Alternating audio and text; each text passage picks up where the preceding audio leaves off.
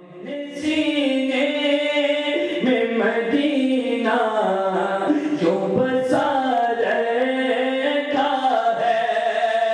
ہم نے سینے میں مدینہ جو بسا رکھا ہے، کہ اکثر دل گنبد خضرا کا تقریر کا سلسلہ شروع کرنا چاہتا ہوں، اور بریڈ فورڈ سے پہلے سے شروع کرتے ہیں۔ تو میرے برادر مکرم مولانا مفتی محمد اسلم صاحب بندیالوی وہ تشریف لاتے ہیں اور بڑے عالمانہ فاضلانہ انداز میں اپنا خطاب فرماتے ہیں۔ تشریف لیں۔ نعرہ تکبیر، نعرہ رسالت۔ نحمده ونصلي ونسلم على رسوله الكريم، اما بعد فاعوذ بالله من الشيطان الرجيم، بسم الله الرحمن الرحيم، فلولا نفر من كل فرقة منهم طائفة ليتفقهوا في الدين وَلِيُنذِرُوا قَوْمَهُمْ إِذَا رَجَعُوا إِلَيْهِمْ لَعَلَّهُمْ يَحْذَرُونَ۔ صدق اللہ مولانا العظیم وبلغنا رسولہ النبی الکریم۔ درود شریف۔ صلاۃ والسلام علیک یا سیدی یا رسول اللہ وعلی آلک واصحابک یا حبیب اللہ۔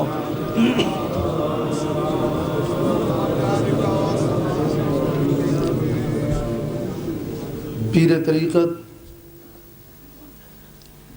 راہبر شریعت حضرت علامہ خطیب اہل سنت ڈاکٹر ساجد الرحمن صاحب زیب سجادہ آستانہ عالیہ بگھار شریف دامت برکاتکم القدسیہ، عالمی مبلغ اسلام مخدوم اہل سنت، بانی جامعہ محی الاسلام یونیورسٹی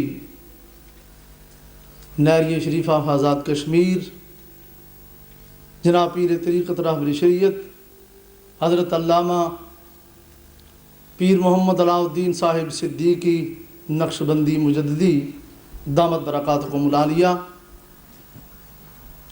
مقتدر علماء اہل سنت اور معزز حاضرین کرام، آج اس عظیم الشان عرس پاک کی محفل میں شریک ہو کر بڑا مسرور ہوں، اور یہ باعث سعادت ہے میرے لیے۔ میں نے پیر صاحب قبلہ کے ارشاد پر حکم تھا اور مصروفیات چھوڑ کے یہ حاضری کا شرف ہوا۔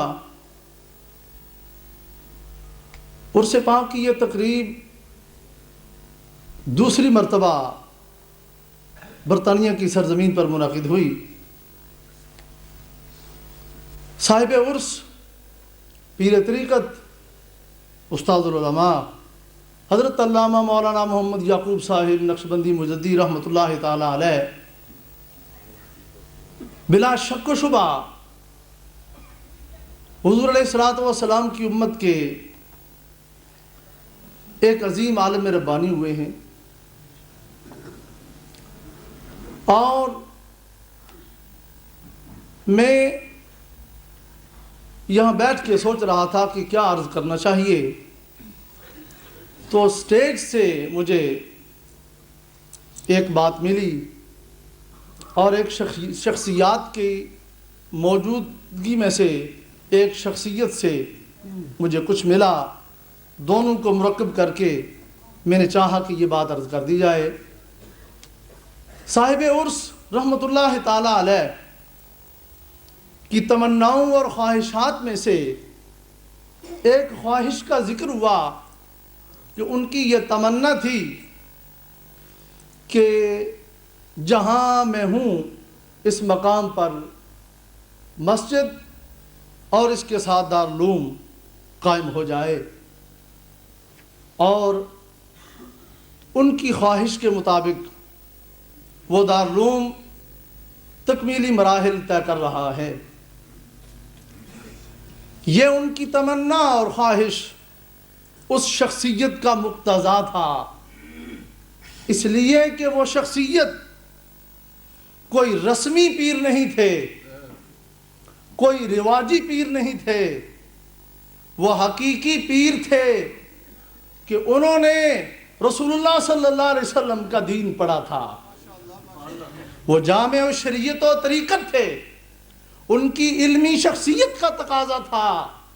کہ وہ ایسی درسگاہ قائم کرتے کہ جس کے متعلق، جس کے مقصد کے لیے امام الانبیاء صلی اللہ علیہ وسلم نے یوں فرمایا، انما بعثت معلما، دنیا والوں مجھے رب کائنات نے معلم بنا کے بھیجا ہے، پڑھانے کے لیے بھیجا ہے، سکھانے کے لیے بھیجا ہے، تعلیم عام کرنے کے لیے بھیجا ہے۔ تو عالم کے علم کا تقاضا ہوتا ہے کہ وہ ایسا انتظام کرے جہاں سے علم کا چشمہ پھوٹے۔ میں پیر علاء الدین صاحب صدیقی دامت برکاتکم العالیہ کو محض اس لیے نہیں کہ کوئی منہ پر خوش آمد، اس کی عادت نہیں الحمدللہ، لیکن میں یہ عرض کروں گا کہ اہل سنت پر انہوں نے وہ احسان کیا ہے کہ جسے تا دیر یاد رکھا جائے گا کہ محی الاسلام کے نام سے جو آزاد کشمیر کی سرزمین پر یونیورسٹی قائم کی ہے، وہاں سے علماء تیار ہوں گے، حضور علیہ الصلوۃ والسلام کے وارث تیار ہوں گے، اور یہ مشن وہ ہے جو صحابہ کرام نے کیا، اور صاحب عرس کا یہ مشن تھا، اور پھر یہ تابعین تبع تابعین ائمہ مجتہدین، اور پھر اسلاف کو دیکھیں کہ خواجہ معین الدین چشتی اجمیری رحمۃ اللہ علیہ یہ کوئی رسمی پیر نہیں تھے، یہ بہت بڑے عالم تھے، اور علم اتنا پھیلایا کہ آپ کی سیرت اٹھا کے دیکھیں کہ خواجہ صاحب نے وہ دارالعلوم قائم کیا تھا جس میں 1000 اسٹوڈنٹ کی رہائش کی گنجائش تھی، اور خواجہ صاحب جب چلا کرتے تھے، سفر میں ہوا کرتے تھے، سینکڑوں طلباء آپ کے ساتھ علمی پیاس بجھایا کرتے تھے۔ امام ربانی مجدد الفسانی شاہ احمد فاروقی سرہندی کی سیرت کا مطالعہ کریں، انہوں نے کیا کارنامے سر انجام دیے تبلیغ اسلام اور درس و تدریس کی صورت میں، اس باب میں کیا کام انہوں نے کیا۔ اور پیر پیراں شیخ المشائخ حضور غوث اعظم رضی اللہ تعالیٰ عنہ، آپ کے متعلق آپ نے سنا ہوگا کہ آپ نے فرمایا درست العلم حتی زرت کتبہ، میں نے علم اتنا پڑھا ہے کہ خدا تعالیٰ نے مجھے کتب بنا دیا ہے، علم اتنا پڑھا ہے۔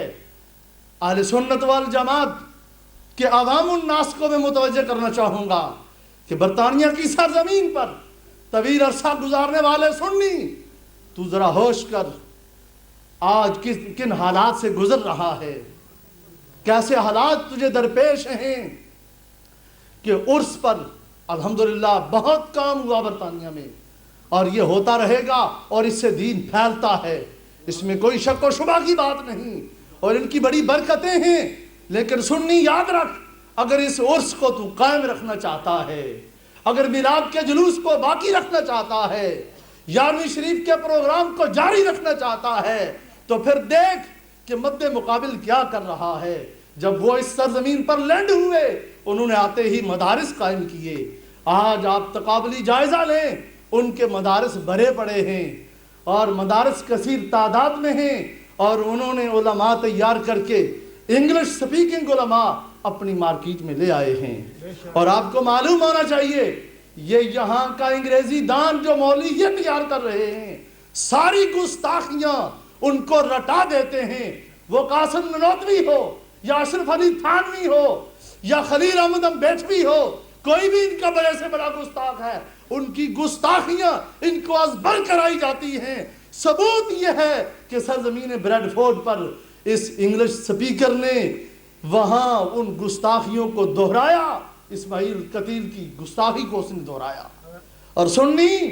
تو یہ سوچ، ذرا غور سے مطالعہ کر کہ اس سرزمین پر تو نے نئی نسل سے کتنے علماء تیار کیے.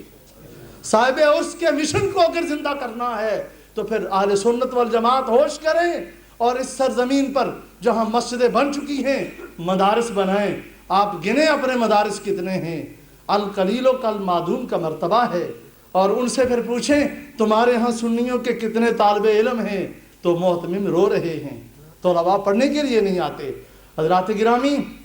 صاحب عرس کا یہ پیغام ہے، جنہوں نے دینی درس قائم کرنے کی تمنا کی تھی آج وہ پوری ہو رہی ہے.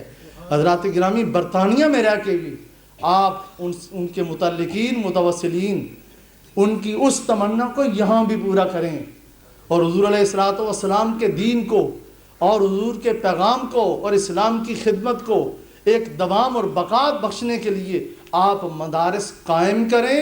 اور اپنے طلباء، اپنی نئی نسل کو حضور کے دین کا وارث بنائیں، جسے خدا نے یوں فرمایا، ختم کر رہا ہوں، فَلَوْلَا نَفَرَ مِن كُلِّ فِرْقَةٍ طَائِفَةٍ،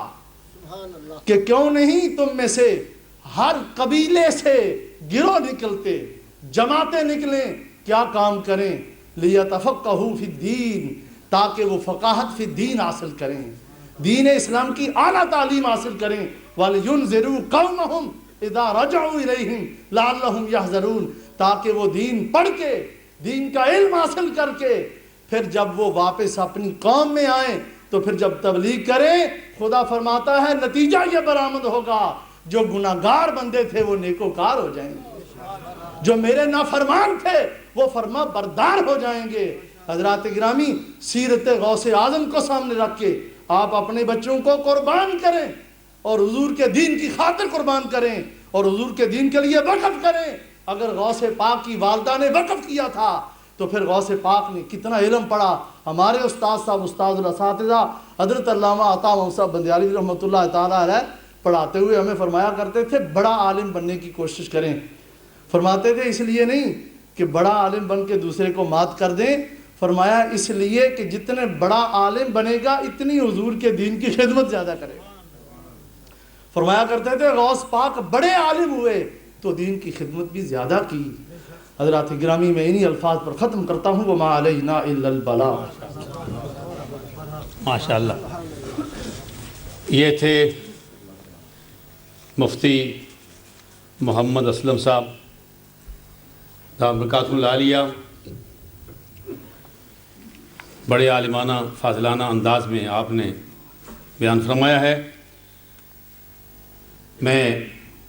سامعین حضرات سے نہایت ادب سے عرض کروں گا، اس سے پہلے بھی میں نے عرض کیا تھا اور تکلیف دی تھی، چونکہ آنے والے حضرات کے لیے بیٹھنے کی جگہ نہیں ہے، اس لیے نہایت نظم و نسق سے ذرا آہستہ آہستہ آگے تشریف لائیں. آگے کافی جگہ ہے،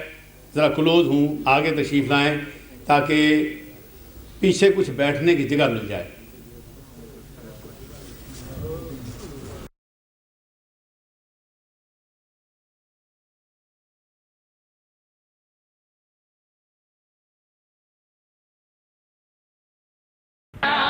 Tariq gift and Islamic audio video centre 1000 سے زائد مختلف موضوعات پر علماء اکرام کی بصیرت افروز تقاریر، قراء اعظام کی آواز میں تلاوت کلام پاک، نعتوں اور دلچسپ مناظروں کے آڈیو اور ویڈیو کیسٹس دستیاب ہیں. پوٹوہاری اشعار، قوالیوں کی کیسٹ اور اس کے علاوہ قاری محمد اشرف سیالوی کی کیسٹیں پورے UK میں صرف ہمارے ہاں ملیں گی. Tariq gift and Islamic audio video centre 10 Carlisle road نزد حنفیہ مسجد، بریڈفورڈ آرٹ. ٹیلی فون 480327 اور 775721.